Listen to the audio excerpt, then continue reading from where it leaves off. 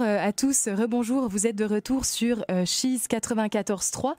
Nous allons parler avec Romain Gaillet que nous avons en ligne. Bonjour Romain. Oui, bonjour. Ça va bien? Ça va bien et toi? Oui, ça va très bien, merci. Donc en fait, Romain Gaillet, qui c'est, donc comme je l'ai évoqué tantôt, c'est le président de la Confédération pour le rayonnement étudiant en ingénierie du Québec. Donc en fait, il s'agit d'un regroupement d'associations étudiantes, tout simplement des facultés et écoles qui offrent des programmes de génie. Donc en fait, Romain Gaillet, je vais te poser quelques petites questions au sujet de votre retour sur la commission Charbonneau, dont le rapport est sorti hier.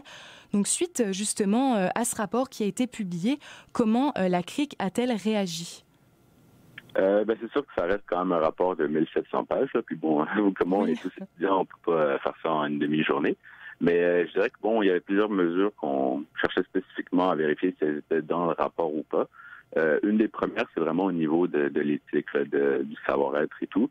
Dans le fond, l'année dernière, on était allé devant la commission Charbonneau, puis la CRIC, on avait présenté un mémoire qui soulevait beaucoup de failles sur l'enseignement en éthique dans la formation universitaire des ingénieurs. Donc ça, c'est sûr qu'on a fait le suivi par là-dessus. Puis même si ça se retrouve pas exactement sous cet angle-là, c'est quand même assez omniprésent. Tout ce qui s'appelle les notions d'éthique dans le rapport de la commission. Puis c'est bon, par exemple, je dis tout de même, mais le fait que certaines situations de corruption soient très subtiles à détecter, que les gens soient formés pour ça, ou aussi la façon de réagir, parce que bon, ça ne doit pas être si facile toujours de savoir quelles ressources utiliser quand on voit des actes de corruption. Donc, de ce côté-là, on est assez content que ça se retrouve quand même à peu près dans ces mots-là dans le rapport. Oui, et puis en fait, quelque part, ce rapport, il va permettre un petit peu de redorer le blason des ingénieurs du Québec. Que pensez-vous par rapport à ça?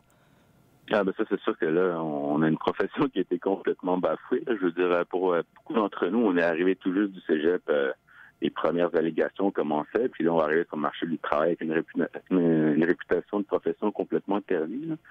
Mais bon, c'est sûr qu'en même temps, on pense en fait que les gens vont faire quand même la part des choses. Que bon, oui, il y a eu des pommes pourries à la commission Charbonneau, certains actes complètement inadmissibles, mais bon, en fait, je pense que le fait de pouvoir changer positivement la communauté, par exemple, là, c'est une des premières raisons pour lesquelles les étudiants décident d'aller faire un bac en génie là, avec le fait qu'ils aiment les sciences. Puis, je veux dire, d'autres exemples que je peux donner aussi qui seraient peut-être à prendre en compte, mais c'est que souvent aussi, les étudiants entre eux organisent des compétitions de génie conseil, un terme qui ressort souvent dans les dernières années.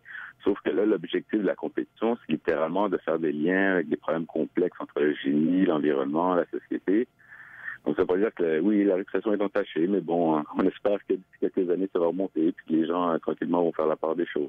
Oui, ça va remonter. Je pense que ça va remonter progressivement avec l'établissement de ce rapport. On vous l'espère beaucoup.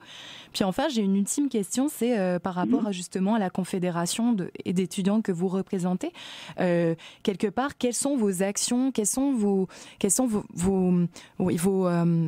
vos aspects de sensibilisation, si j'ose dire, pour justement essayer de faire que la profession d'ingénieur peut avoir un peu plus de crédibilité. Un peu plus de crédibilité, oui. Vous le faites au niveau étudiant, puis on sait que vous êtes la future relève, donc vous n'êtes pas responsable de ce qui s'est passé, toutes ces problèmes-là. Mais justement, comment vous faites, vous, étudiants, pour essayer de faire que les règles déontologiques vont être appliquées dans le futur par des futurs ingénieurs?